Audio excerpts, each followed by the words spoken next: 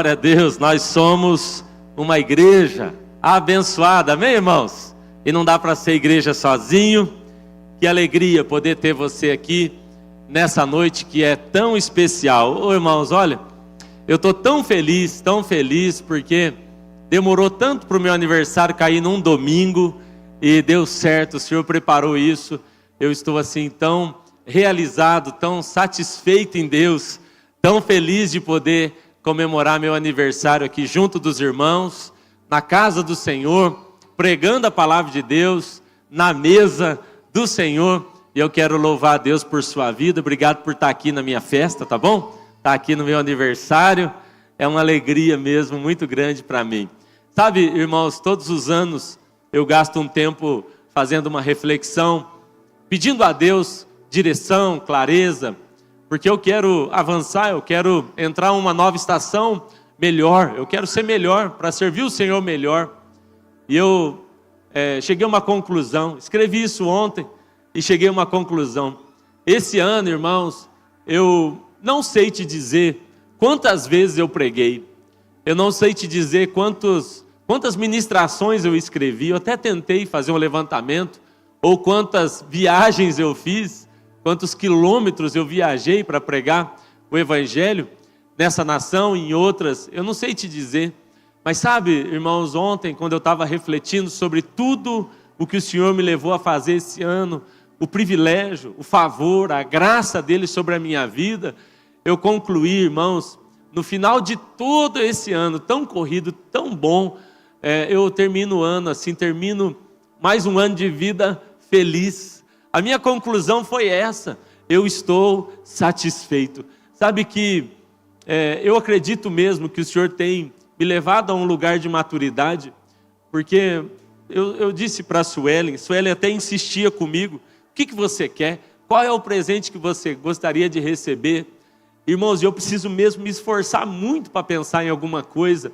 E eu falei: Suelen, eu não tenho mais lista, a minha lista acabou. Eu estou mesmo chegando nesse lugar que eu tanto sonhei chegar, que é num lugar onde me basta a presença dEle, me basta ter Ele.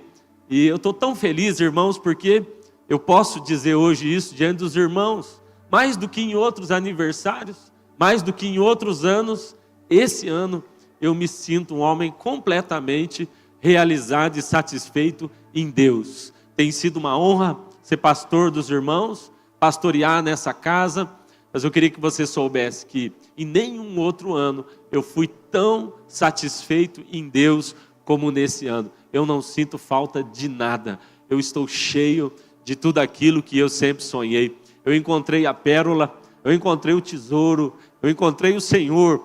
Me tornar amigo dele se tornou mesmo o maior presente de todos na minha vida. Eu quero agradecer vocês por me aturarem todos esses anos e por me ajudarem a chegar nesse lugar de maturidade.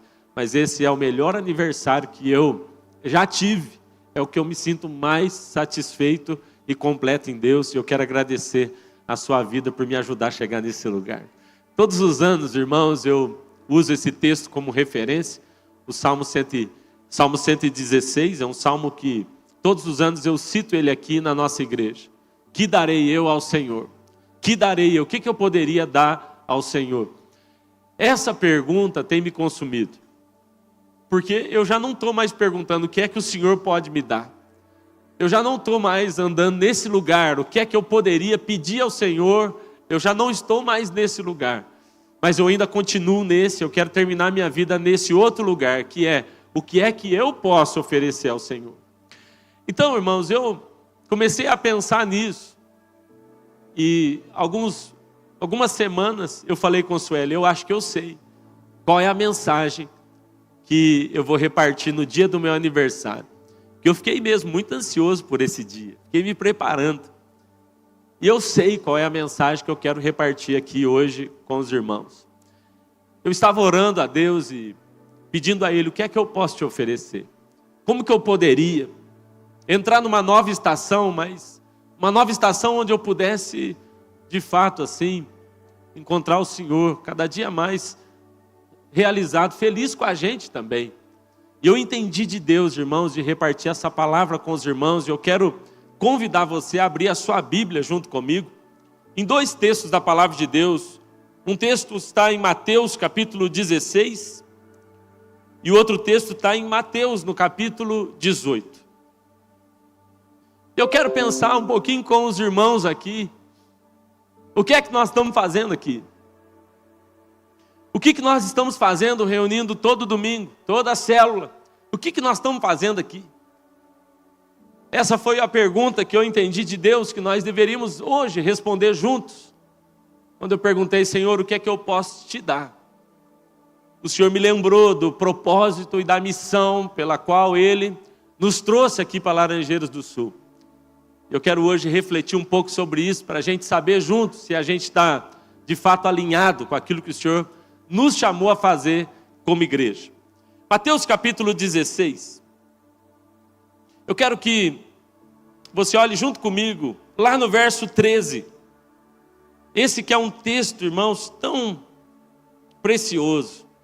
Nós escrevemos um livro com base nesse texto que tem assim tanta revelação profunda de Deus para nós. Mateus 16, a partir do 13, diz assim, ó.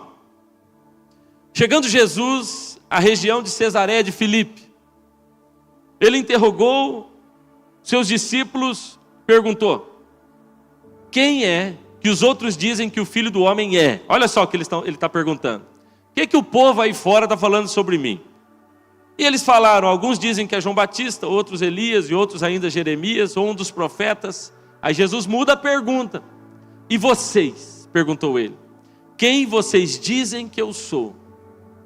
E agora a Bíblia diz que Pedro responde: tu és o Cristo, filho de Deus vivo, do Deus vivo.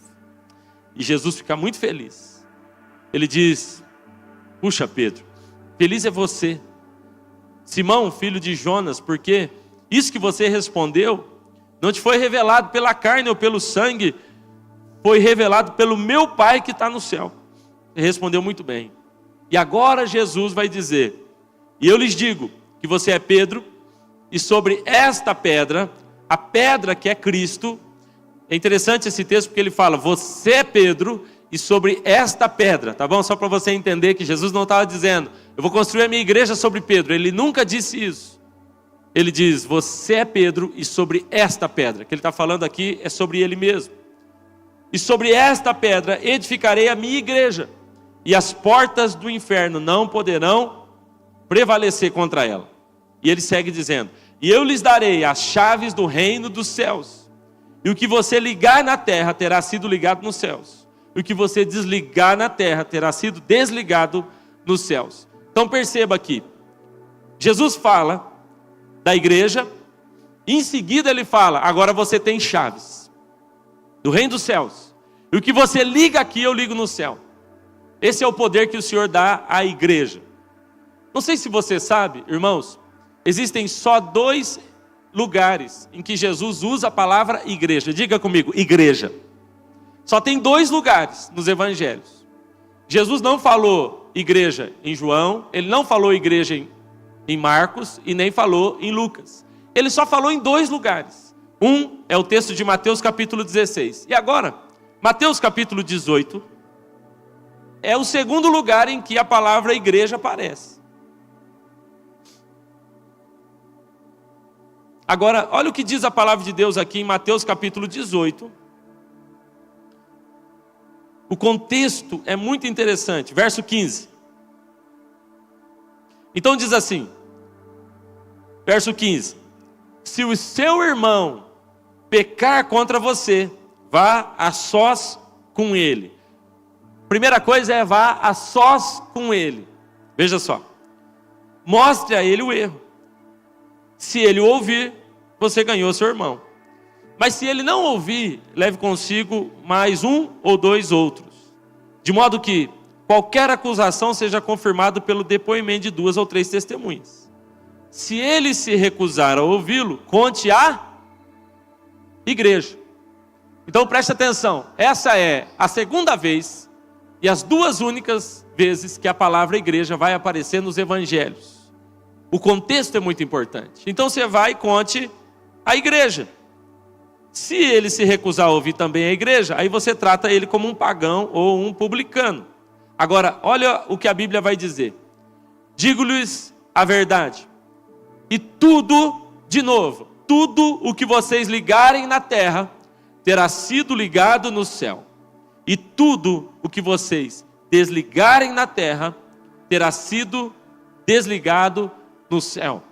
Também lhes digo que se 2 de vocês concordarem na terra, em qualquer assunto, diga comigo, qualquer assunto, sobre qualquer coisa que vocês pedirem, isso lhes será feito por meu Pai que está nos céus. Pois onde se reunirem 2 ou 3 em meu nome, ali eu estou no meio deles. Então preste atenção, as 2 vezes que Jesus se refere à igreja, ele fala, vai haver uma conexão com o céu. A igreja tem esse poder. Há uma conexão com o céu. Coloque a mão no seu coração e ore aqui junto comigo, por favor. Eu creio, irmãos, que essa é uma noite tão especial, não só para mim, mas eu penso que nós, como igreja, hoje, precisamos mesmo refletir a respeito do nosso chamado, da nossa vocação, da razão pela qual nós estamos aqui. Então ore junto comigo nessa hora, Pai, em nome de Jesus. Gera no nosso coração revelação profunda, revelações profundas, em nome de Jesus. Que a sua palavra encontre um caminho, como nunca antes, para penetrar o nosso coração e discernir o que é que está acontecendo dentro de nós. E nos dizer, Pai, nos mostrar onde estamos errando, aquilo que precisamos melhorar. Nessa noite eu oro e peço, Espírito Santo nos conduza, nos convence, nos leva a um lugar no Senhor, mais alto, num novo nível, em nome de Jesus. Eu peço que nessa noite, Senhor, o Senhor nos alinhe o nosso coração, alinhe a nossa vida à sua vontade, em nome de Jesus. Amém, amém, glória a Deus. Irmãos, durante esse ano, Deus me levou e, consequentemente, nós como igreja temos sido levados também. Algumas reflexões mais profundas, eu acho que você deve ter percebido isso. E uma das coisas que eu percebi que Deus nos conduziu aqui como igreja, foi a nos lembrar muito sobre de onde nós saímos, ou como nós começamos nele, como foi o início, como foi o primeiro amor. Quantos aqui podem se lembrar da nossa DNA? Quem aqui está se lembrando da nossa DNA? Daquela corda. Eu também fiz isso aqui na igreja. Amarramos uma corda aqui e eu estava te lembrando de como é necessário e vital você continuar preso ao seu início e não esquecer como foi que você começou, se lembrar dos seus primórdios para que você continue vivo, para que você continue caminhando. E esse foi um ano em que o Senhor nos conduziu muito por essa direção, nos chamando de volta ao primeiro amor, nos chamando de volta àquelas primeiras obras, aquilo que a gente fazia lá no começo. E eu tenho pensado muito sobre isso. E hoje, irmãos, essa semana, quando eu pensava sobre o meu aniversário, sobre o presente que eu queria de Deus, o Senhor me trouxe à memória o que Ele veio fazendo com a gente esse ano. E o presente, irmãos, que o Senhor nos deu, o Senhor me deu, foi a alegria de poder nessa noite repartir com você algo que o Senhor tem planejado para nós como igreja. Sabe que o Senhor tem nos chamado para esse lugar de começo, o Senhor tem nos chamado de volta ao primeiro amor. O ano do avivamento, ano de avivamento, tanto que Deus tem feito na nossa vida, nos chamado, irmãos, para um lugar de avivamento. Eu tenho pensado que esse ano de avivamento foi mesmo um ano de voltar. Voltar ao começo, voltar à paixão, voltar a amá-lo com tudo que somos. O texto de Abacuque, que é o texto-chave para o nosso ano, é muito interessante porque a Bíblia nos mostra que Abacuque está olhando para o começo. Porque ele fala, Senhor, eu me lembro dos seus feitos. Eu ouvi falar daquilo que o Senhor fez lá no começo, antigamente. E é interessante que quando ele pede por um avivamento, ele fala, faz de novo. Eu me lembro do que o Senhor já fez e eu te peço, faz de novo. É legal perceber, irmãos, que Abacuque está refletindo sobre coisas que já aconteceram. Sobre coisas que lá no início eram o propósito. E eu quero hoje aqui te chamar a pensar junto comigo sobre o nosso propósito como igreja. a nossa função como comunidade Zoe aqui em Laranjeiras do Sul e aquilo que representamos para tantas outras cidades, para tantos outros irmãos que olham para nós, voltar a pensar no ano de avivamento, como foi que a gente começou, para que é que Deus nos levantou aqui como igreja, qual o propósito, qual a razão nossa de existir. Eu penso que isso faz parte do ano de avivamento. Sabe, irmãos, eu não pude fugir disso. Enquanto Deus falava comigo, eu comecei a me lembrar de como Ele nos trouxe para essa cidade. Há 15 anos, eu tenho tido a alegria, o privilégio, eu e Suelen, de conviver com os irmãos. Chegamos aqui em 2010, irmãos. Eu me lembro bem de como foi. Eu tinha 27 anos, Suelen tinha 25. E vocês não imaginam como foi para nós difícil assumir essa responsabilidade de pastorear essa casa e também, irmãos, de sair de perto dos nossos pastores, ir para longe da nossa família. Suelen nunca tinha pisado aqui. Eu lembro quando eu trouxe ela, primeira vez a gente veio aqui para Laranjeiras, primeira vez que entramos aqui, eu tinha vindo uma vez só também, e a segunda vez que vim, já vim mesmo para ser pastor, 27 anos. Erramos tanto com os irmãos, peço perdão, mas assim, irmãos, viemos com o coração cheio de alegria. Nós tínhamos uma palavra que você me ouviu repetir por todos esses 15 anos e vai continuar me ouvindo repetir. E a palavra que Deus nos deu foi: eu trouxe vocês aqui para vocês viverem obras maiores. E nesses 15 anos, irmãos, nós temos visto o Senhor fazer tanta coisa. Eu me lembro de quando eu conheci alguns dos irmãos. Quando eu vi alguns aqui pela primeira vez, eu nem imaginava que pouco tempo depois nós nos tornaríamos família. Eu lembro que há 15 anos, quando nós chegamos, o primeiro frio que nós enfrentamos, irmãos, aqui, Sueli falou: vamos embora. Esse lugar aqui não é para gente normal não, pelo amor de Deus. Suelen chorou um inverno, irmão, inteiro. Um dia nós fomos para um culto lá no Porto Barreiro, e no meio do culto, Suelen foi para o carro para chorar, embrulhada nas cobertas que tinha no carro. De tanto frio, ela falava: nós temos que ir embora desse lugar. Não é possível que esse povo não está sentindo o frio que nós estamos sentindo. Eu lembro, irmãos, do começo difícil. Eu não entendia nem o que os irmãos falavam. Eu nem entendia, irmãos. Eu lembro que a primeira vez que eu ouvi a palavra Devarde, eu falei: meu Deus, o que você está falando? Foi um pessoal lá na igreja um dia e falou: pastor, o senhor está Devarde? Eu falei: eu sei lá, irmão. Meu pai é João Carlos. Eu não sei quem que é o Varde. Sei lá. Um rapaz foi uma vez montar um guarda-roupa lá em casa. E eu falei: você está bem? Ele falou assim: eu estou parecendo cavalo de bandido. E eu falei: esse é bom ou é ruim? Sei lá. Estou igual o chapéu de polaco. E eu ficava assim: meu Deus, eles falam outra língua. Eu lembro a primeira vez que o Dani falou para mim: vai se acadelar. Eu falei: meu Deus, cara, isso é um palavrão, não devia nem se falar uma coisa dessa. Depois ele me ensinou o sinal do que era se acadelar. Era pior do que falar se acadelar. Eu nem sabia o que era isso aí. Se acadelar. Não, da onde vocês tiraram isso? E outro, irmãos, demorei também para entender o tal do capaz de vocês. Capaz quer dizer tudo. Tudo é o capaz aqui, eu não entendia. As comidas, irmãos, eu nunca tinha comido uma cuca na vida. Fui comer aquele troço doce misturado com costela. Falei: isso nem combina. Agora eu acho que combina demais. E outra coisa, irmãos, nós começamos a comer aqui com os irmãos. Eu falei: não, esses irmãos não são gente, não. Quando eu vi os irmãos comendo carne, eu falei: isso parece um bando de tigre. A nossa conta lá era assim, 200 gramas de carne por pessoa. Aqui os caras calculam 1 quilo por pessoa, isso falta ainda. E dependendo da rede, é 2 quilos ainda. Não, eu pensei: eu não vou adaptar aqui não. Esse povo aqui é muito doido. Eu falei para a Sueli: ô Sueli, eles comem tanto que eu tenho a impressão que a gente passava fome onde a gente estava. Demoramos para entender os irmãos. Eu vinha pregar, a gente acostumado lá, o povo dava um glória a Deus, um aleluia, falava em línguas. Comecei a pregar aqui, eu falava: eles não estão entendendo nada do que eu falo. Ninguém fala nada. Um silêncio. Parecia umas corujas. Falei, o que está acontecendo? Acho que não está sendo bom. Até entender, irmãos, vocês, até entender a cultura.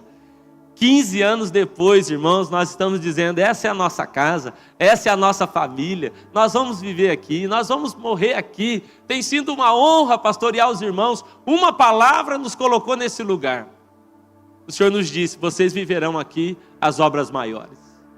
E durante esses 15 anos, irmãos, a gente tem sido conduzido pelo Senhor para fazer uma coisa nesse lugar. Uma coisa nós entendemos que o Senhor nos chamou para fazer aqui. Viver obras maiores seria a consequência disso. Mas o Senhor nos chamou aqui como igreja, como família, mas como igreja. E Ele nos chamou aqui para levantar uma família de adoradores, de ministros, de pastores, uma família para Ele. Diga para quem está do seu lado, uma família para Ele. E esse é o grande propósito que o Senhor nos trouxe aqui. E eu quero te pedir hoje, irmãos, eu quero sim pedir a você para me ajudar, porque o presente que você me dá hoje é o de juntos a gente refletir, será mesmo que nós estamos cumprindo nosso propósito? Porque depois de 15 anos, irmãos, porque eu não faço mais nada da minha vida, eu não tenho um outro propósito, eu não tenho uma outra ambição. Meu propósito, a minha ambição é ser fiel a Deus junto dos irmãos, nessa cidade, nessa congregação. Mas o que nós não podemos perder de vista é qual é o nosso propósito, para o que é que nós somos chamados por Deus. Então não faz sentido a gente reunir, não faz sentido a gente só vir aqui para bons cultos, boas conferências, incendiários maravilhosos. A grande pergunta é, nós estamos cumprindo a nossa vocação como igreja? É isso que eu queria pensar junto com os irmãos. Quando eu perguntei a Deus, o que eu posso te dar? A resposta que eu entendi do Espírito Santo no meu coração foi, seja fiel ao seu propósito nesse lugar. E eu quero saber, junto com os irmãos, será que a gente está sendo fiel ao propósito, irmão? Juntos, será que nós estamos conseguindo? Eu costumo dizer, eu escrevi isso num livro, eu tenho um medo, é o maior medo da minha vida. O maior medo da minha vida é um só. E o meu grande medo é o medo de me tornar sombra do que eu podia ser. Eu tenho medo, irmãos, que um dia as pessoas olhem para nós, olhem para mim, olhem para você e digam assim, puxa, ele podia ter sido um homem de Deus extraordinário, mas olha como foi indisciplinado, olha como foi distraído. Ela poderia ser uma mulher de Deus extraordinária, mas veja, se perdeu pelo caminho, se envolveu com as coisas desse mundo. O grande medo que eu tenho, eu acho que é o grande medo que nós deveríamos ter, isso deveria gerar um temor absoluto no nosso coração, é o medo de terminar a nossa vida relevante em coisas que para o céu não tem valor algum. Nosso grande temor deveria ser terminar a nossa vida sendo fiéis e profundos naquilo que Deus nos chamou. Você acredita que Deus te chamou, amém? Com uma vocação.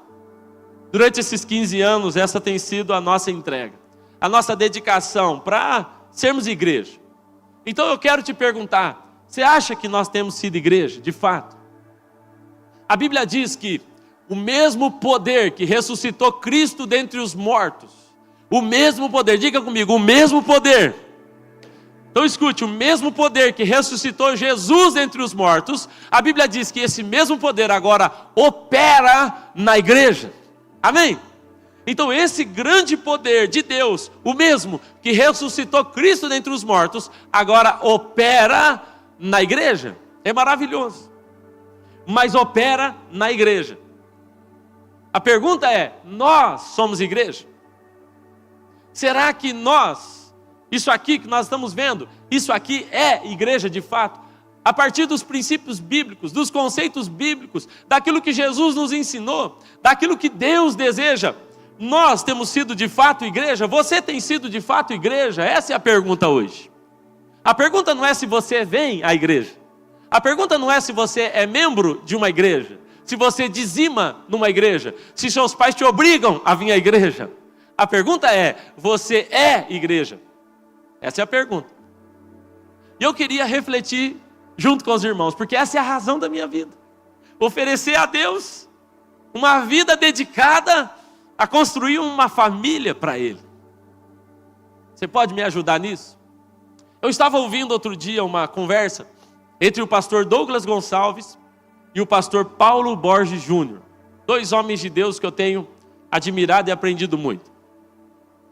E eles disseram o seguinte: antes de definir o que é igreja, vamos definir o que não é igreja. E eu anotei aqui o que eles disseram que não é igreja. Então, em primeiro lugar, a igreja não é o prédio. É muito bonito a gente vir aqui, mas a igreja não é o prédio, amém? É muito gostoso a gente falar assim: eu vou lá na igreja, eu passei lá perto da igreja, eu estacionei do lado da igreja, eu fui no mercado do lado da igreja, fui na academia ao lado da igreja. Mas isso aqui não é igreja. O prédio não é a igreja, amém? Quando nós construirmos um novo prédio, será apenas um novo prédio. A igreja não é o prédio, amém, irmãos? Então você não veio à igreja, você é a igreja, amém? Em segundo lugar, eles dizem: a igreja não é um ponto de pregação. Então a igreja não é o prédio, apesar de se reunir num prédio. E a igreja não é um ponto de pregação, apesar de ter pregação. Então quando você vem aqui, tem pregação, é o que está acontecendo agora. Mas isso não é igreja. Porque tem gente que diz: não, eu estou indo na igreja, eu ouço uma pregação no YouTube. Isso não é igreja. Você está equivocado sobre isso. Isso não é igreja. Você que ficou em casa hoje nos acompanhando pela internet, Deus abençoe sua vida. Esse canal que Deus abriu de comunicação é uma bênção, mas ele não substitui a comunhão entre os irmãos. Você pode receber uma palavra aí, mas entenda, isso não é igreja. Igreja não é só ouvir uma pregação. Tem muitas pessoas ouvindo muitas pregações, mas ainda não são igreja. Em terceiro lugar, igreja não é um clube.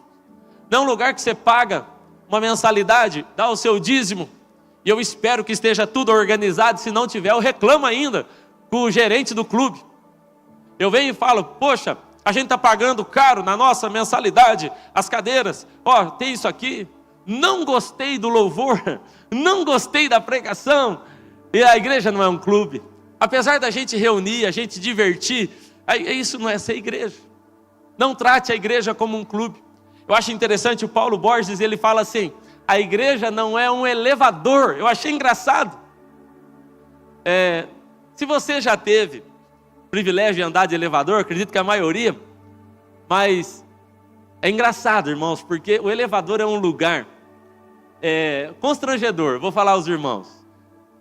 Eu às vezes assim, em hotéis, a gente fica ali, tem elevador, e é interessante que você entra no elevador, você não sabe quem é a pessoa que está ali, e até o comentário, você não sabe nem o que fazer, você fala: opa, tá bom. Você não sabe quem é a pessoa, é até constrangedor. Às vezes é melhor ficar com a cabeça baixa, finge que está mexendo no celular, porque é estranho. E o Paulo Borges diz: a igreja não é elevador. Por quê? O elevador é um lugar onde você fica ali juntinho, apertadinho, sentadinho, porque você quer subir. Então, porque eu quero subir, porque eu estou indo para o mesmo lugar da pessoa, então eu fico aqui, não falo com o irmão, aperto meu botão e não fala comigo. Igreja não é elevador. Você atura a pessoa só porque você tem que ir lá para cima, está todo mundo querendo ir para cima. Igreja não é elevador. Outra coisa que o Paulo Borges fala que eu acho maravilhoso é: igreja não é hospital. Você já ouviu isso? A igreja é um hospital. Paulo Borges fala: quem em sã consciência gosta do hospital? Tirando o médico e a enfermeira, mas quem é que gosta de hospital? Sabe o que acontece, irmão? Se a gente tratar a igreja como hospital, o que vai acontecer é: a hora que você ficar sarado, você vai querer ir embora logo desse lugar, não é verdade? Eu já fiquei em hospital. Meu Deus, eu agradeço a Deus pelo hospital, mas eu não vi a hora de sumir de lá também. O problema é que se a gente trata a igreja como um hospital, você só vai vir aqui a hora que você estiver precisando muito. E a hora que você resolver o seu problema, você vai vazar. Porque se eu ficar muito, eu pego infecção. Eu vou embora desse lugar. Se a gente trata a igreja como hospital, vira aquele negócio: eu vou porque eu tenho que ir. É um mal necessário. Quem está entendendo aqui, diga amém. Então isso não é ser igreja. Igreja não é hospital, apesar que tem doente. Tem cura na igreja, amém? Mas aqui não é hospital. Igreja não é elevador, igreja não é clube. Igreja não é ponto de pregação, igreja não é prédio. Sabe, irmãos, eu tenho pensado muito sobre nós aqui, a comunidade Zoe, as igrejas que nós temos plantado. Eu tenho pensado muito, eu tenho repetido isso para os pastores: nós não somos um movimento gospel. Nós não somos, irmãos, anote isso, nós não somos um movimento religioso. Não, é muito mais do que isso. Nós não estamos organizados como um movimento gospel para fazer você se sentir melhor, para você vir aqui, eu vou lá, eu me sinto tão bem. Não é sobre isso. Igreja é mais do que isso. Eu ouvi essa estatística e me chamou a atenção. Nos anos 100 depois de Cristo, haviam 25 mil cristãos no mundo. Quantos cristãos haviam? 25 mil. No ano 100, olha só, a igreja começa, e no ano 100, nós estamos falando ali de pelo menos 70 anos depois do início da igreja, 25 mil pessoas eram cristãos. Só que no ano 300, de 100 a 300, no ano 300, faz a conta, haviam sobre a terra 20 milhões de cristãos. De 25 mil em 200 anos, passaram a 20 milhões de cristãos. O que aconteceu? Sabe o que aconteceu, irmão? Sabe por que esse crescimento foi tão rápido? Porque se você pegar as estatísticas do Brasil e pensar comigo, que a gente não chega nunca a tocar a nação inteira, tem uma coisa acontecendo: nós não estamos sendo igreja como deveríamos. A igreja do início do século, a igreja do começo ali, dos anos 100, ela era tão igreja, ela era tão do jeito que Jesus queria, que dos anos 100 aos anos 300, 20 milhões de pessoas conheceram a Cristo. Tem alguma coisa errada com a gente. E eu quero pensar isso com os irmãos hoje. Podemos pensar junto? Essa é a razão de eu estar aqui. Essa é a razão de nós, irmãos, nos dedicarmos a essa casa, os pastores. Nós temos que saber o que nós estamos fazendo aqui. Então, o que é ser igreja? O que o Senhor espera de nós? E eu pensei aqui, irmãos, eu encontrei na Bíblia, nós temos pelo menos 4 analogias que a Bíblia vai trazer, 4 exemplos do que o Senhor espera de nós como igreja. Então vamos lá, 4 exemplos que Jesus nos dá, que Paulo vai nos dar também sobre o que é a igreja. Então, em primeiro lugar, a igreja é uma morada para Deus. Diga comigo, morada para Deus. Lembrando que a igreja não é o prédio. Então Deus não mora no prédio, amém, irmãos? Mas a igreja, que somos nós, ela é uma morada para Deus. Então, leia comigo Efésios capítulo 2, tem esse texto aí? Efésios capítulo 2, verso 20 até o 22. A Bíblia diz assim: edificados sobre o fundamento dos apóstolos e dos profetas. Olha a importância de ter apóstolo e profeta entre nós. De que Jesus Cristo é a principal pedra de esquina. A pedra de esquina, irmãos, era a pedra de onde o fundamento surgia, no qual todo o edifício, olha só, bem ajustado, cresce para templo santo no Senhor. E aí ele vai falar de nós, no qual vós juntamente, diga comigo, juntamente. Olha para quem está do seu lado e fala, juntamente. Então assim, uma pedra não é uma igreja, mas muitas pedras vivas juntas formam uma igreja, você entende? Então, agora vós, juntamente, sois edificados para quê? Para a morada de Deus em espírito. Então, preste atenção, a igreja é um dos aspectos que a Bíblia chama a nossa atenção. Se nós quisermos ser igreja de fato, em primeiro lugar, nós devemos ser uma morada para Deus. O que é isso? A igreja é o lugar da manifestação de Deus. Sabe, irmãos, se nós somos igreja de verdade, se nós não estamos equivocados com o fato de sermos igreja, escute o que eu vou dizer. Então as pessoas precisam olhar para mim e para você e dizer, eu vou ali encontrar o Fabinho, porque a hora que eu encontrar o Fabinho, eu vou encontrar a manifestação de Deus na vida dele. Você entende isso? Se nós somos igreja, nós nos tornamos a morada. Escute, a Bíblia vai dizer, acaso vocês não sabem que vocês se tornaram santuário do Espírito Santo? Casa de Deus. A Bíblia pergunta, ela está falando de cada um de nós. Mas quando a Bíblia fala do ajuntamento da igreja, ela está dizendo, gente, esse vai ser o lugar da manifestação de Deus. A coisa mais importante que nós podemos oferecer para essa sociedade é um encontro com Jesus. Irmãos, nós podemos fazer ação social e será maravilhoso. Você pode ir lá e fazer projeto com órfão, com viúva, tudo isso é maravilhoso. Nós devemos isso também. Vamos oferecer alimento, ajuda para o necessitado, vamos fazer encontro com Deus, tudo que tem para fazer nós vamos fazer. Mas qual é o principal propósito da igreja de Jesus aqui em Laranjeiras do Sul? Oferecer a essa cidade um encontro com Jesus. As pessoas deviam se encontrar com Jesus toda vez que elas se encontrassem com a gente. Então você não precisaria mais dizer, eu vou convidar a minha amiga para vir para a igreja para ela encontrar com Deus. Você ia poder dizer, eu vou encontrar minha amiga e ela vai se encontrar com Deus. Porque eu sou a igreja. Eu sempre digo isso, quando eu saio na rua, as pessoas nunca me disseram isso, nunca falaram, pastor, puxa, você é o pastor lá da igreja? Sou. Ô pastor, prega para mim. Nunca pediram, nunca. Ô pastor, canta para mim. Menos ainda, nunca pediram para eu cantar. Sempre elas pedem, pastor, ora por mim. Irmãos, essa é a marca. Nós carregamos a presença. Então, em primeiro lugar, o que é a igreja? A igreja é uma morada de Deus. Não o prédio. Mas quando as pessoas vão lá na sua casa, quando elas vão lá na sua célula, elas deveriam, naquele lugar, se encontrar com Deus. Elas podem se encontrar com Deus aqui no culto também, amém, irmãos? Amém. Podem se encontrar com Deus nos nossos eventos, amém, irmãos? Amém. Mas esse não é o principal objetivo das nossas reuniões. Nós deveríamos oferecer para essas pessoas esse encontro lá na escola, quando elas se encontram com a gente. Lá no meu trabalho, quando elas se encontram comigo. Lá na academia, quando ela me encontra lá. Esse encontro com Deus, irmãos, ele poderia ser algo real na vida de todo crente que de fato é igreja. Amém, irmãos? E essa é a primeira analogia. Segundo exemplo que ele nos dá, Paulo também vai usar essa expressão. Em segundo lugar, a igreja é uma família para Deus. Diga comigo, uma família para Deus. Agora, olha só que interessante. Efésios capítulo 2, verso 19, se você puder anotar.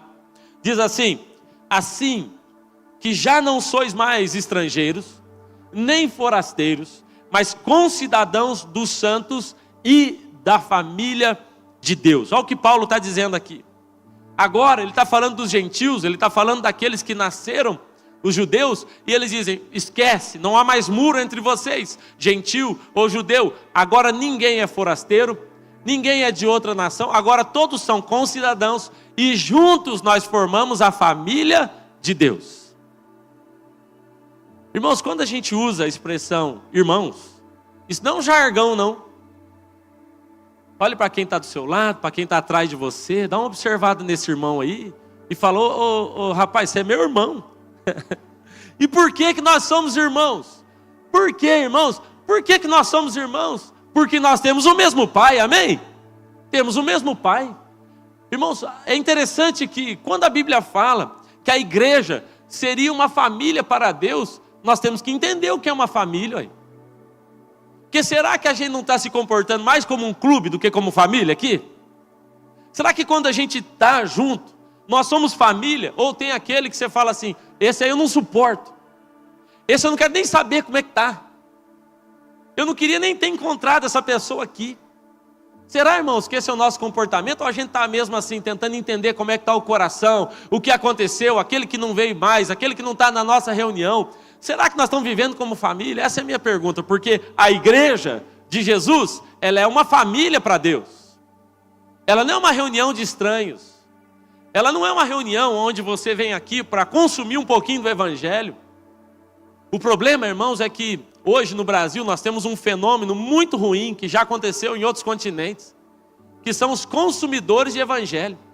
Eu venho para ver se uma dessas palavras me toca, ou se alguma coisa que vai ser dito, fala com o meu menino, com o meu marido, para essa praga se converter de uma vez. E eu venho para consumir. Deixa eu ver se os Adolis foi bom para o meu filho, porque eu não dou conta daquele menino. Vou ver se o Pedro e a Natan dão conta. Os teens, então, meu Deus, eu não dou conta. Vou ver se pega lá e joga lá nos kids. E nós não estamos convivendo como família. Parece que é uma escola particular, que eu pago, e eu venho, e eu quero tudo certo. Escute isso, a igreja é uma família para Deus, ou ela não é igreja. Se nós não estivermos vivendo isso, nós estamos equivocados. E talvez construindo algo que Deus não quer. Por que nós somos família? Porque temos o mesmo sangue, amém? Tem alguém da sua família de sangue aí perto de você? Como é que essa pessoa se tornou família com você? Ela nem escolheu, né? Você não escolhe irmão, você escolhe irmão? Se você pudesse escolher um irmão, você teria escolhido um melhorzinho? Cadê? O Pedro, o Paulo levantou a mão aqui, ó. Escolhido, é o chimia, né? Trocava o chimia. Irmão, a gente não escolhe. E tem outra coisa, irmãos. Família é aquele lugar que a gente convive e ama. E é o lugar, irmãos, onde os atritos acontecem, sim ou não? Acontece atrito na sua família ou não? Porque tem gente que fala assim, não vou mais na igreja. Por quê? Ah, porque tem aquele irmão lá que eu não gosto. Ô irmão, mas na sua casa, na sua família, tem gente que você não gosta também. Então a nossa base não é gostar, a nossa base é amar, amém? Eu ouvi outro dia o pastor Paulo Borges dizer o seguinte, você sabia que às vezes nem Deus gosta de você? Não, irmão, tem um monte de coisa que você faz que Deus não gosta, sim ou não? A aliança dele comigo e com você não é aliança de gosto, é aliança de amor, amém? Então família é um lugar em que nós temos aliança. Então porque eu tenho uma aliança, eu não largo por qualquer coisa não, irmão. Ah, porque falou, porque aconteceu. E aí, irmão, sabe o que vai acontecer? Nós vamos ter que continuar convivendo, porque nós somos família. Família, o pau quebra o pau lá na sua casa ou não? E você larga a família porque o pau quebrou, sim ou não? Porque alguém fez o que você não gostava. Irmão, uma vez, meu pai tinha uma quitanda. E aí eu estava trabalhando na quitanda. E meu irmão mais velho estava trabalhando na quitanda também. E chegou a hora do treino de futebol. E eu falei para ele, eu vou para o treino. E ele falou, eu também vou. Eu falei, mas o horário é meu. E alguém tem que ficar na quitanda. E aí a hora que ele falou, eu saí correndo. Eu saí correndo porque eu falei, eu vou antes dele. E o que eu saí correndo, ele pulou do balcão e me deu uma voadora, irmão, nas costas. Caiu por cima dos tomates. E ele foi embora, na minha frente pro treino. E eu fui embora atrás também, largamos a quitanda sozinha lá. Meu pai bravo. Porque família é o lugar em que você é testado. É ou não é? Uma vez o meu irmão mais velho, ele pintou o cabelo de loiro. Ele é moreninho, meu irmão. Ele é mais moreno que nós, né? E ele pintou o cabelo de loiro. E minha mãe falou assim, ninguém fala nada, hein? Ele vai chegar aí, ele pintou o cabelo de loiro, ninguém fala nada. E nós estamos lá, quieto. É claro que a gente ia falar alguma coisinha, né? O bullying começa em casa, irmão. É lá que a gente é testado. Aí, a hora que o meu irmão apareceu, o mais novo gritou, ó o Michael Jackson. O que ele tinha na mão, ele tacou na cabeça desse outro irmão. Mas eu estou dizendo, irmão, eu continuo irmão dele. Você entende isso? Nós estamos juntos até, eu estou te contando histórias de desgaste, de dificuldade, mas nós somos família. Hoje ele me ligou, me mandou mensagem, amanhã é aniversário desse meu irmão mais velho. Nós somos família, porque família tem uma aliança de sangue. Você tem uma aliança de sangue, amém, irmãos? Nós só somos família se de fato temos uma aliança, um mesmo pai. Nós estamos procurando agradar o pai. Às vezes as coisas não vão sair como a gente quer. Todo mundo aqui que é casado já teve um dia difícil. Todo mundo que tem irmão aqui já teve um dia difícil. Tem primo, o pau quebra com os primos, sim ou não? As primas aqui, ó, reunidas. O pau quebra, mas se nós somos uma família para Deus, então nós temos uma aliança.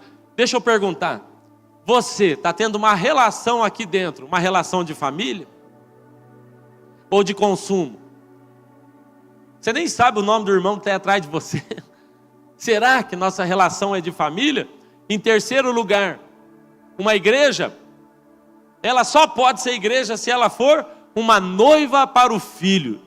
Então, em primeiro lugar, ela é uma morada para Deus. Em segundo lugar, ela é uma família para Deus. Em terceiro lugar, ela é uma noiva para o Filho.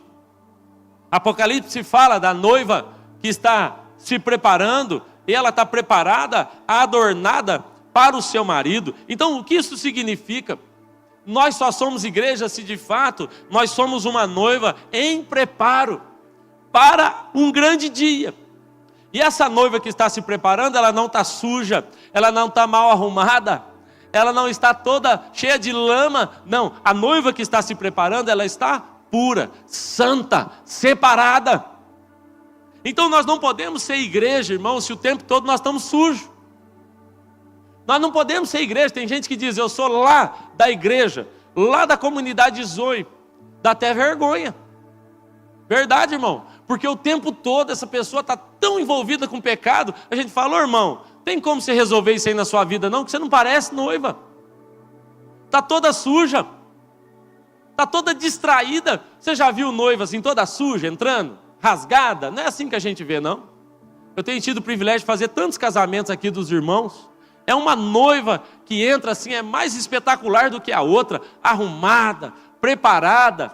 Gastaram um dia inteiro se arrumando.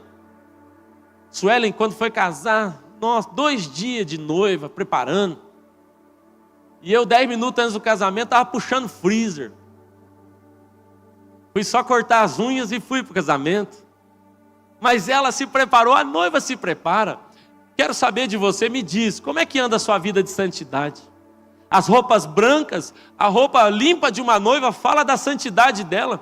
Você tem se guardado, se preservado, a sua roupa está sendo limpa. Me diz, irmãos, e outra coisa, a noiva não está distraída, ela tem um foco, ela vai casar, ela está olhando para o noivo, ela está apaixonada. Será que a gente não anda muito distraído com as coisas desse mundo?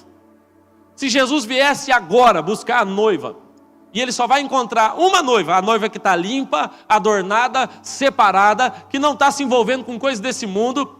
A minha pergunta é, você subiria? Como igreja, como noiva? Porque deixa eu te dizer uma coisa, talvez você não saiba, a comunidade cristã Zoe não vai subir. Vai subir uma coisa só, a igreja de Jesus. A noiva vai subir. E em quarto lugar, a Bíblia fala sobre sermos um corpo para Cristo. Aleluia. Sabe quando a Bíblia fala da igreja, ela diz a igreja é o corpo de Cristo. Efésios capítulo 4, verso 15, olha o que a Bíblia diz. Antes, seguindo a verdade em amor, cresçamos em tudo naquele que é a cabeça, do qual todo o corpo bem ajustado e ligado pelo auxílio de todas as juntas, segundo a justa operação de cada parte, faz o aumento do corpo para a sua edificação em amor. Então, uma igreja só é uma igreja se de fato ela agora se comportou como corpo de quem? De Cristo. Então nós só somos igreja se de fato correspondemos aos comandos de Cristo, aos comandos da cabeça. Se você faz o que você quer durante a sua semana, e na célula você se comporta como um santinho, se você durante a sua semana faz o que quer, e no domingo vem aqui, no domingo você é santo, porque irmãos, é interessante como no domingo só temos santos aqui, sim ou não? Dá uma olhada aí para quem está à sua volta, olha aí bem, aí, cara de santo, olha só, irmão. Olha bem nessa pessoa que está do seu lado, tem uma cara de santo? Tem, que aqui dentro é fácil ser santo, irmão.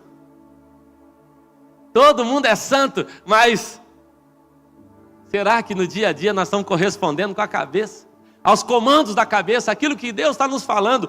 Algo interessante sobre o corpo é que nós, como corpo, nós temos uma missão.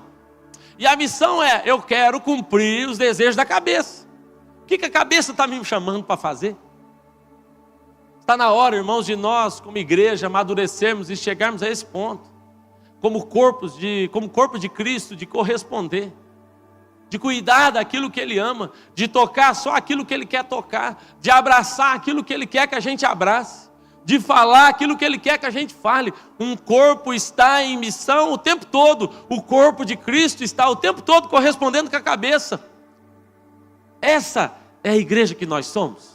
Você não precisa responder.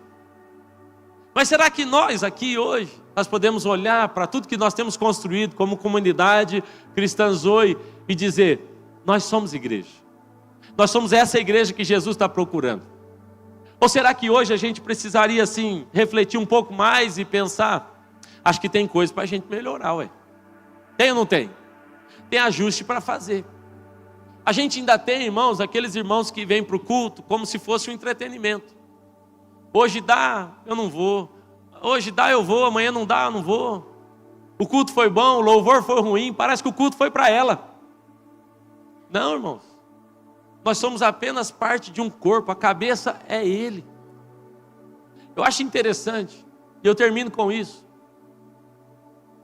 A gente está falando de igreja. A igreja é o grande plano de Deus para a salvação da humanidade. É interessante que a Bíblia, quando Jesus fala de igreja, Ele só falou em 2 vezes. Você não acha que Jesus tinha que ter falado mais? Mas eu acredito que houve um resumo. 2 vezes só Ele falou de igreja. Mateus 16, quando Ele diz, as portas do inferno não podem parar a igreja. E Mateus 18, quando Ele fala de um irmão tendo problema com outro irmão. Só tem 2 lugares onde a palavra igreja aparece na boca de Jesus. Mateus 16, é interessante, eu quero que você perceba o contexto. O contexto em que a igreja aparece. Primeiro, em profundidade em revelação de quem Cristo é. Antes dele falar a igreja, Jesus falou, quem vocês estão achando que eu sou? Porque enquanto, irmãos, a gente entender tudo sobre nós, nossas necessidades, nossos pedidos para vir para a igreja, nós não vamos saber o que é ser igreja. Nós só saberemos o que é ser igreja o dia que nós descobrirmos exatamente quem Cristo é. É por isso que ele perguntou antes, quem que eu sou? Essa é a pergunta que todo crente tem que responder antes. Quem é Jesus para mim? Quem é Cristo? E ele fala, olha, essa profundidade, a resposta é o lugar onde eu vou construir a minha igreja. E essa é uma coisa importante a gente saber sobre a igreja, irmãos.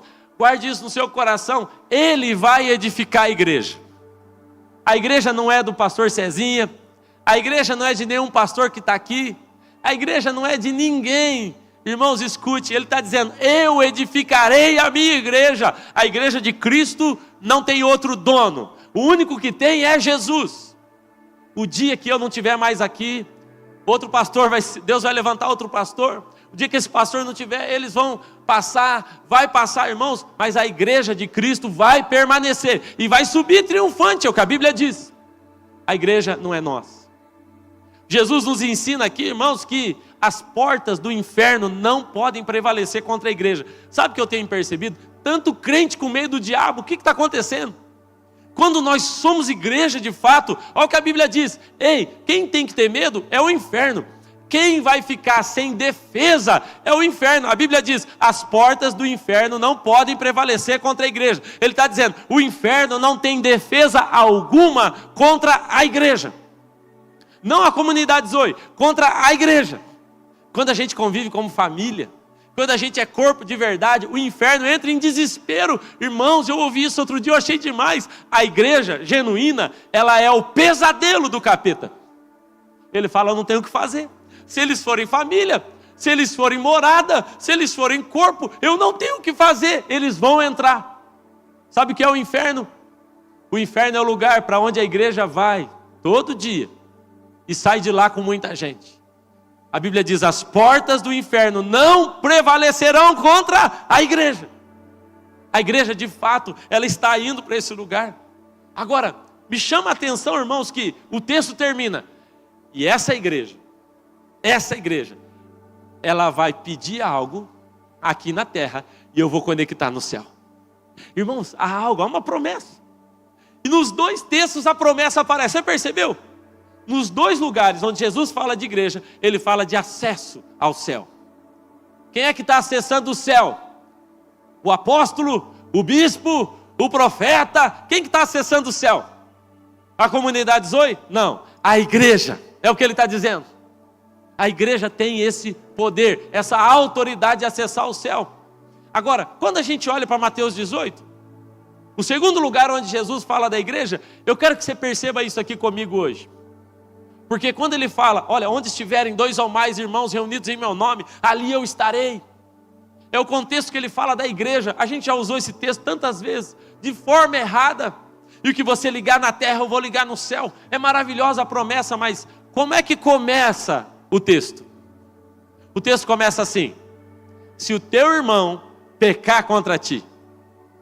Então escuta, você quer ter conexão com o céu? Você quer ver o céu invadindo a terra? Você quer ter uma vida onde você experimenta o céu aberto?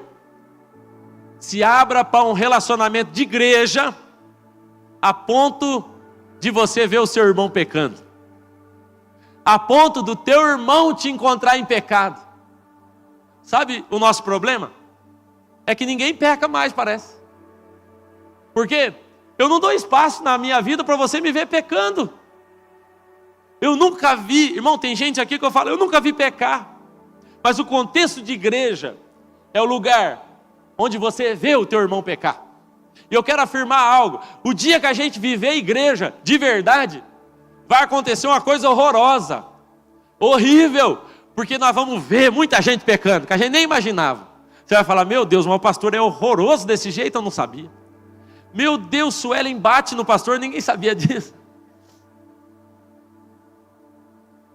A gente vai descobrir coisas, porque como a gente vive numa distância, e parece que somos igreja. No domingo eu venho e está todo mundo crente. Sabe, irmãos, um grande teste para nós, Sueli, seria assim: as nossas reuniões não tem mais kids. Você quer ver os irmãos pecar e deixar as crianças com nós aqui? É pai gritando, é mãe, já viu? Outro dia eu fui dar uma corrigidinha no Lucas de leve, para ninguém ver eu pecar. Aí eu fui só dar uma corrigidinha de leve, eu estava bravo com ele, não parava mais. Queria que ninguém me visse pecando. Aí, irmão, ele gritou: ai, ai, papai. Ele gritou alto assim. E todo mundo viu que eu tinha dado uma apertadinha na orelha dele. Era só para ser entre nós, mas ele me entregou ali. Sabe, irmãos, a igreja, de fato, é um lugar onde eu vejo meu irmão pecar. Mas não é um lugar onde eu vejo meu irmão pecar e eu falo assim: puxa, a Isa pecou. E eu vou lá e falo para todo mundo assim: meu Deus, aquela menina é nojenta, hein? Está sabendo? Olha o que as pessoas falam da igreja. Veja só: ah, eu não vou mais naquela igreja não. Por quê? Porque lá, meu Deus, tem tanto pecador. Aleluia. Então nós estamos sendo igreja de fato, então, tá certo? Não vou mais na igreja, porque, olha, lá naquela igreja tem uma pessoa, aquela menina, ela é terrível. Aquele cara, um dos mais bêbados que eu já vi, e ele vai na igreja. Você já ouviu esse tipo de colocação, irmãos? É exatamente isso que a igreja é. O lugar onde a gente vai entrar e vai ver o pecado do outro.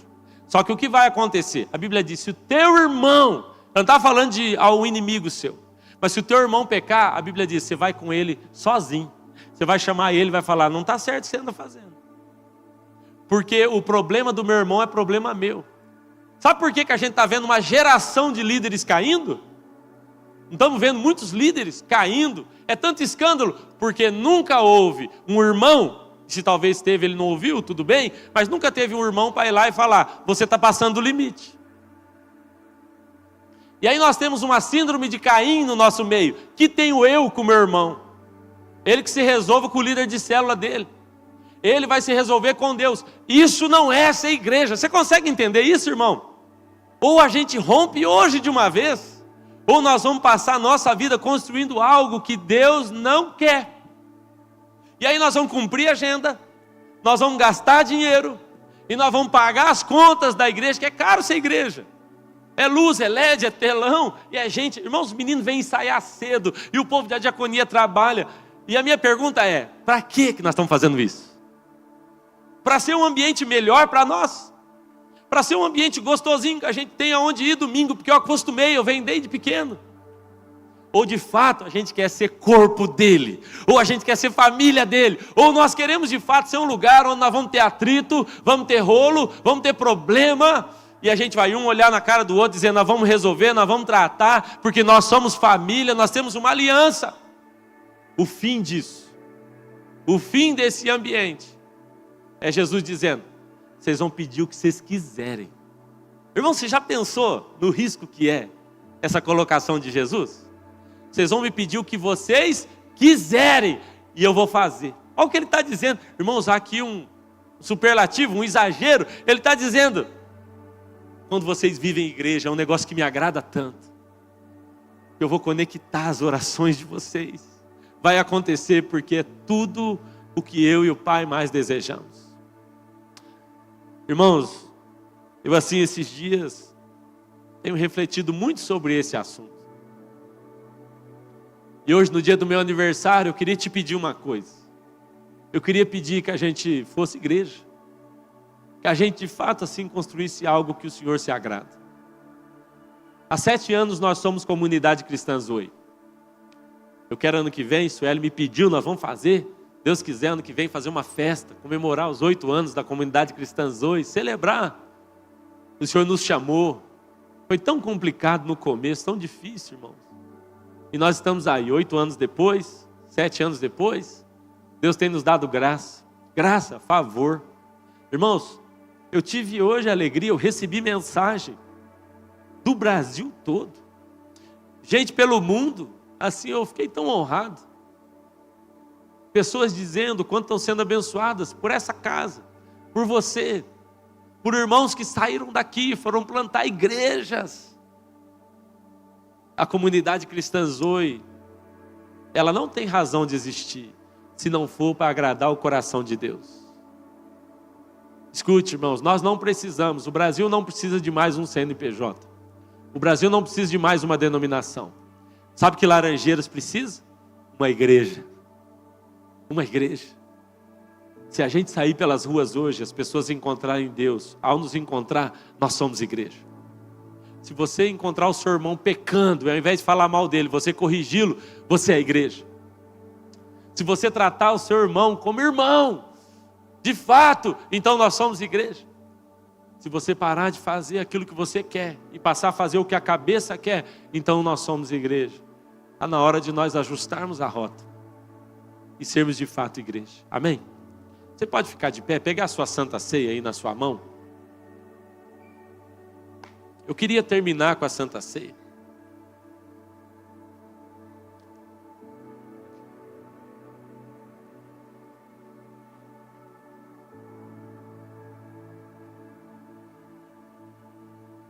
Se você não pegou, tem lá atrás, tá bom? Obrigado, Wesley. Lá atrás vai ter o copinho. Quem não pegou. Quem é que está convidado, pastor, a participar da ceia? A igreja. A igreja, toda a igreja. Você pode participar se você tem esse pai que nós temos. Se você quer corresponder com a cabeça como nós, então você pode participar da mesa hoje aqui. E eu deixei, irmãos, para terminar essa mensagem na mesa, porque foi numa mesa como essa que Jesus nos fez igreja. Foi numa mesa assim que Jesus nos deu a unção e a capacitação para sermos igreja, porque nós não podemos fazer isso por nós mesmos. Se não for pelo Espírito Santo, o Espírito que capacita a igreja, que nos prepara, nós não podemos ser igreja. Mas escute, irmãos, talvez você ouviu essa mensagem e falou, meu Deus, é mais difícil do que eu imaginava. Eu quero te dizer, é mais fácil do que você pensa. Porque tem a ver com uma submissão ao Espírito Santo. Tem a ver com morrer para que ele cresça. Tem a ver com diminuir. Então não é sobre fazer mais, é sobre fazer menos. É sobre permitir que Cristo apareça através das nossas vidas. Vai ser muito maravilhoso, irmãos, o dia que Cristo vier nos buscar e Ele olhar para nós e dizer, você é parte da minha igreja. Você foi corpo. O pastor Paulo Borges, ele diz assim, ele imagina a igreja como aquele vale de ossos secos.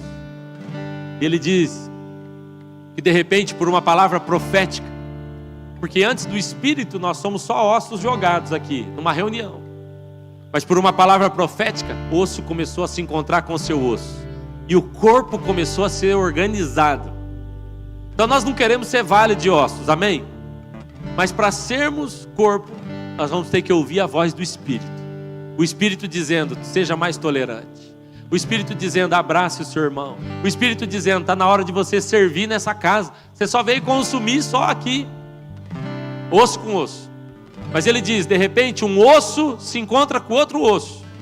E é interessante, irmãos, que um osso é diferente do outro osso, apesar deles se completarem. Muito diferente do outro osso. Então tem muita coisa que você não vai concordar que eu faço, que eu fale. Mas isso não impede que a gente seja corpo. Por isso que não dá para comparar. Ah, fulano é desse jeito, o outro... Dentro da igreja, pastor, eu queria que todos fossem assim. Nunca vai acontecer, porque cada osso é diferente do outro. Mas a Bíblia diz que quando eles se encontram, de repente, duas coisas acontecem. Eles recebem nervos e tendões. Diga comigo, nervos e tendões. E o pastor Paulo Borges diz assim: você sabe que você está vivendo o corpo quando é nervoso e tenso. Porque se não for nervoso e tenso, você não está vivendo igreja. Você está só vindo consumir o evangelho. Aí você vem aqui de vez em quando. Irmão, você só veio fazer uma visita e vai embora. Deus te abençoe. Mas se você quiser ser igreja com a gente, você vai descobrir coisas terríveis sobre mim.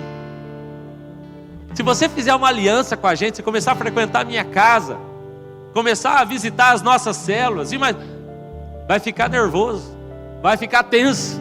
Vai ter hora que a gente vai discordar. Vai ter hora que a gente vai estar cansado.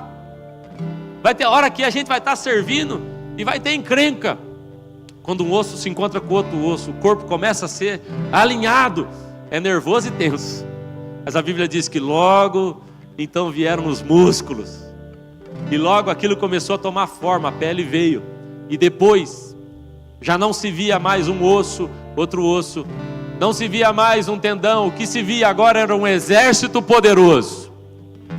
Escute, irmão, o que nós estamos fazendo aqui não é levantando um circo para Deus, um entretenimento para Deus, um grupo religioso para Deus. O que nós estamos fazendo é levantando um exército para Deus. Então você não vem num lugar onde você vai receber entretenimento, diversão. Vamos acalmar o seu coração e você volta para casa feliz. Você vai ser acolhido, abraçado. E depois você vai ser inserido no corpo e vai ser tenso e vai ser nervoso.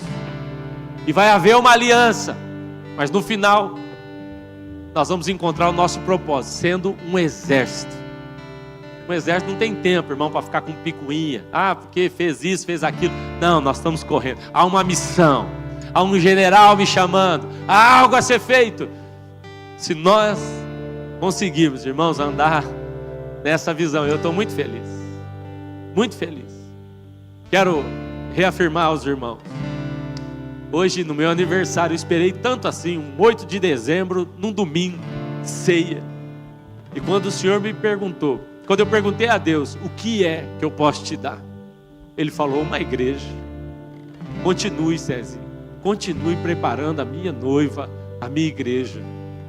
Eu vou gastar os meus dias fazendo isso. Fiz 43 anos hoje.